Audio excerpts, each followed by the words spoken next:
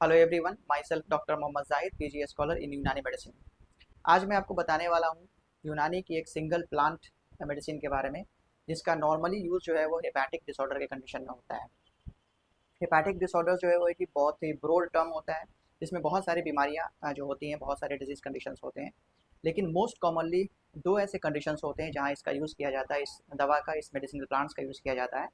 इसमें first conditions होती है इन्फ्लेमेटरी कंडीशंस। इन्फ्लेमेटरी कंडीशंस को यूनानी में जिसे वर्म कबित के तौर पे जानते हैं, कि मॉडर्न लिटरेचर में जिसे हेपेटाइटिस के तौर पे जानते हैं। हेपेटाइटिस जैसे कि ड्रग इंड्यूस्ड हेपेटाइटिस, या फिर बहुत सारे वायरल एजेंट्स जैसे hepatitis A, B, hepatitis C, D, या फिर ई जो होते हैं, इतने होते हैं, या फिर टॉक्सिन इंड्यूस्ड हेपेटाइटिस।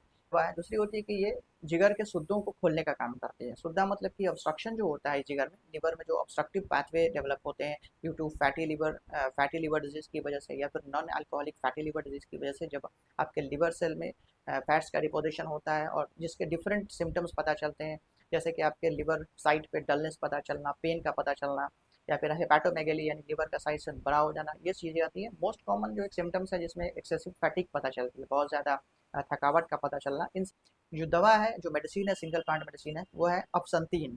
अपसंतीन जिसे नॉर्मली वर्मवुड के तौर पे जाना जाता है। इसका जो बोटेनिकल नाम होता है वो आर्टेमिसिया एब्सिंथियम है।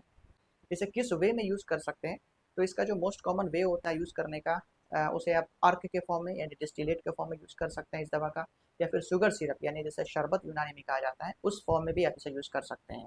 एक डिकॉक्शन होता है। डिकॉक्शन का सिंपल सा मतलब होता है कि हम उसे चाय के तौर पे ले सकें।